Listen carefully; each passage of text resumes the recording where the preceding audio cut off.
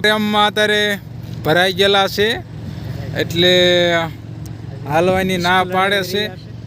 બહુ ઇશ્ક બેને થઈ ગયો છે એટલે હવે કે નામ નથી લેતા, રપટી હાંકવા જવાનું કે અમારે ઇશ્ક બેને કરવો છે. બે એક ગામના છે, અલગ અલગ નથી.